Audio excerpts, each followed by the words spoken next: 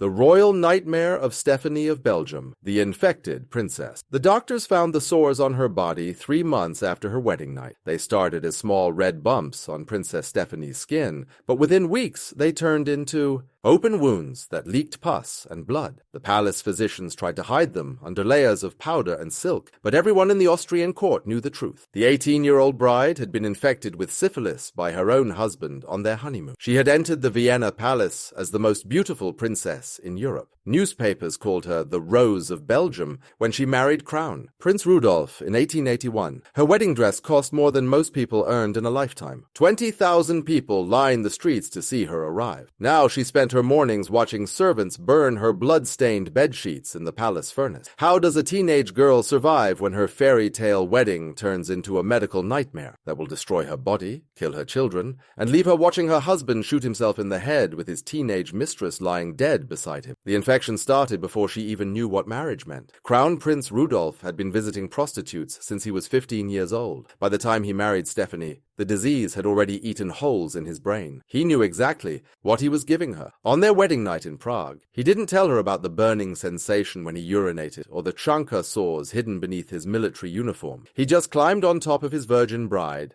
and passed his death sentence into her body. But that wasn't even the worst part. The syphilis moved through Stephanie's bloodstream like acid. Within 6 months, she couldn't eat solid food because of the sores in her throat. Her hair fell out in clumps. The palace hairdressers created elaborate wigs to hide her balding scalp, but nothing could hide the smell. Advanced syphilis creates a distinctive odor, sweet and rotten, like flowers left too long in water. Servants started holding their breath when they entered her room. The real horror was still coming. Stephanie got pregnant immediately after. The wedding, the baby growing inside her infected body, never had a chance. Her daughter Elizabeth was born in 1883, but something was wrong from the first moment. The infant's eyes were clouded with a gray film. Her tiny body was covered in rashes that wouldn't heal. The palace doctors called it hereditary weakness. But everyone knew the truth. The baby had congenital syphilis. What happened next changed everything. Rudolph's brain damage from the disease got worse every month. He started talking to people who weren't there. He would scream at invisible enemies during state dinners. Once, he pulled out his revolver and shot at the ceiling of the Hesse Opera House because he thought bats were attacking him. The emperor tried to cover it up, but Vienna was full of whispers about the mad crown prince. Stephanie watched her husband deteriorate while fighting her own battle with the disease. The mercury treatments the doctors gave her were almost worse than the syphilis itself. They made her vomit blood. Her teeth turned gray and started falling out. She was 22 years old and looked like an old woman. The beautiful princess who had enchanted Europe was now a skeletal figure who couldn't stand to look at her own reflection. But the physical suffering was nothing compared to what happened to her children. After Elizabeth, Stephanie had 2 more pregnancies.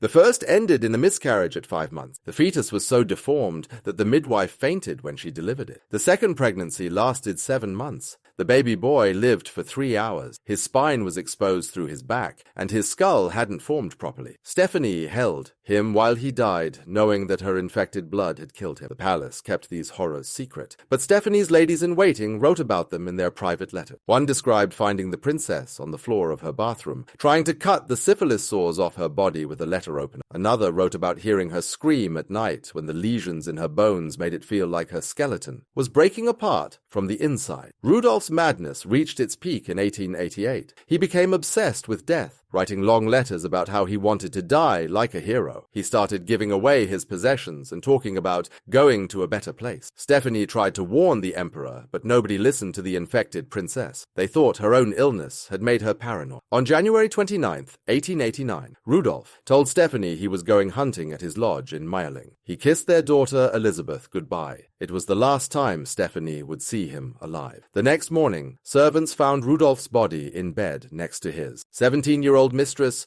Mary Vetsera. He had shot her in the head, then turned the gun on himself. His suicide note blamed his infected brain for driving him mad. But that wasn't even the worst part. The emperor blamed Stephanie for Rudolph's death. He said she had failed as a wife, that she should have saved him. The entire court turned against her. She was 24 years old, widowed, infected with an incurable disease, and completely alone. The emperor kicked her out of her palace apartments and moved her to a wing where servants housed contagious patients during plague outbreak. What happened next was even more cruel. The court doctors experimented on Stéphanie like she was a laboratory animal. They injected her with arsenic compounds that made her skin turn yellow. They forced tubes down her throat to pump her stomach with chemicals that burned like fire. They scraped the syphilis sores with metal instruments without any anesthesia. She screamed so loudly that guards outside her room could hear her through the stone wall. The treatments destroyed what was left of her body. By 1890, Stéphanie couldn't walk without help. The syphilis had attacked her nervous system, making her legs jerk uncontrollably. She developed what doctors called the syphilitic shuffle, a distinctive way of walking where her feet barely left the ground. Palace visitors described seeing her drag herself down the corridors like a ghost.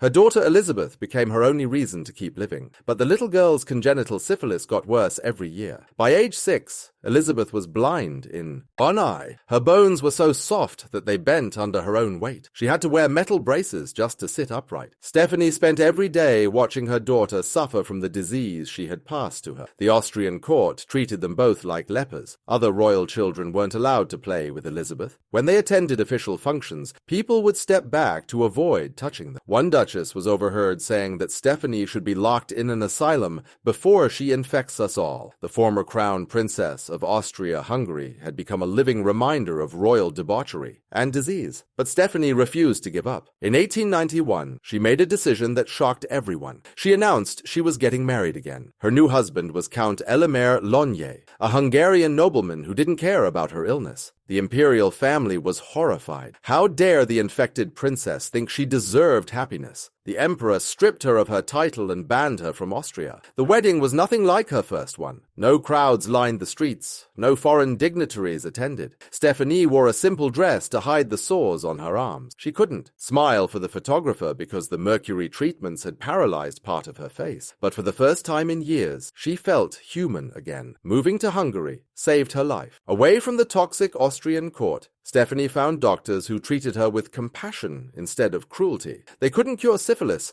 Nobody could until penicillin was discovered decades later, but they could manage her symptoms. They gave her cocaine for the pain and morphine to help her sleep. They taught her how to hide the visible signs of her disease. What happened next defied all medical expectations. Stéphanie didn't die. Year after year, doctors predicted she had months to live, but she kept surviving. The syphilis had damaged her body beyond repair, but somehow her immune system found a way to fight back. By 1900, the active infection had gone dormant. She still suffered from the permanent damage, partial paralysis, chronic pain, organ damage, but she was no longer contagious. The real miracle was what happened to her mind. Unlike Rudolf, whose brain was destroyed by the disease, Stéphanie's mental faculties remained intact. She started writing, pouring her experiences into memoirs that would shock the world. She wrote about the rape culture in royal courts, where princes routinely infected their virgin brides with diseases from prostitutes. She exposed the medical torture that passed for treatment. She named the doctors who had experimented on her. Her book, I Was to Be Empress, was published in 1935. The Austrian government tried to ban it, calling it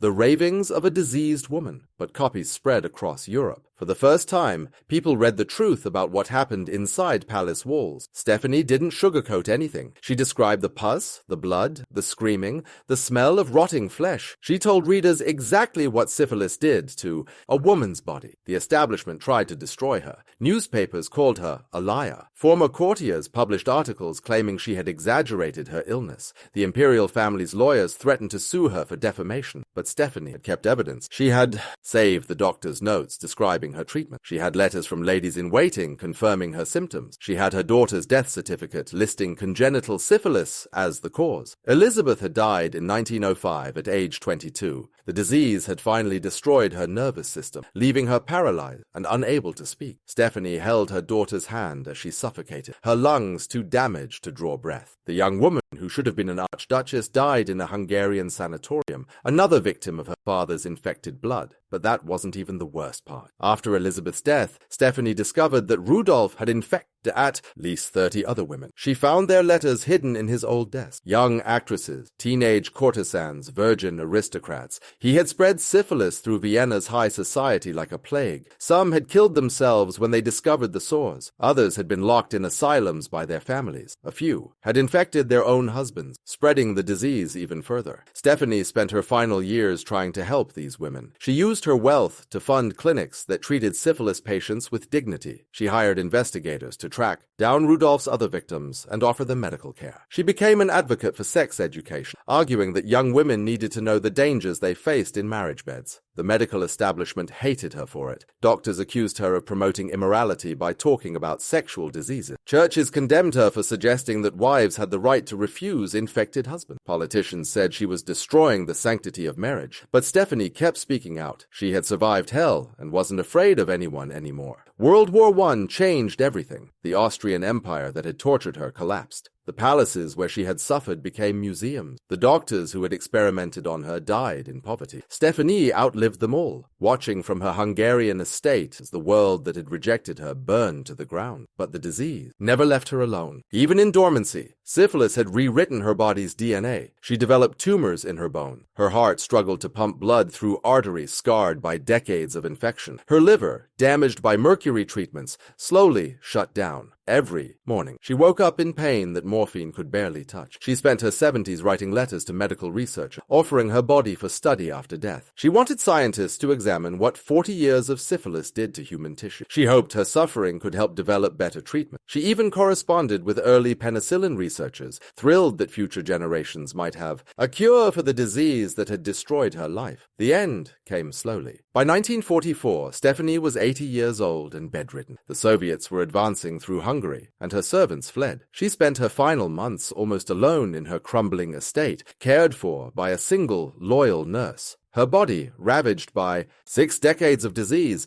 finally began shutting down. But even then, she kept writing. Her last letters, dictated when she could no longer hold a pen, were addresses to young women. She warned them about the dangers of marrying men who visited prostitutes. She told them to demand medical examinations before wedding nights. She begged them to learn from her story. The infected princess was trying to save others until her final breath. Stephanie died on August 23, 1945. She had survived 2 world wars, the collapse of an empire, and a disease that should have killed her at 21. The nurse who found her body said she looked peaceful for the first time. After 64 years of fighting syphilis, the infected princess had finally found rest. Her autopsy revealed the full extent of the damage. The disease had eaten holes through her bones. Her heart was twice the normal size from decades of strain. Her brain, miraculously, showed minimal scarring, explaining how she had retained her intelligence while Rudolph went mad. The doctors who examined her said they had never seen a body that had endured so much and survived so long. But that wasn't even the worst part. Stephanie's story was buried for decades. The Austrian government classified her medical record. Publishers refused to reprint her memoirs. History books reduced her to a footnote in Rudolph's tragedy. The woman who had survived one of the most horrific medical ordeals in royal history was erased from memory. Only in the 1990s did researchers rediscover her writing. They found detailed accounts of 19th century syphilis treatments that medical historians had never seen before. Her descriptions of symptoms helped doctors understand how the disease progressed in women. Her letters revealed a network of infected royal women across Europe, all hidden by their families' shame. Today, Stephanie's story stands as a testament to survival against impossible odds. She lived for 64 years with the disease that typically killed within a decade. She watched her husband go mad, held her dying children, endured medical torture,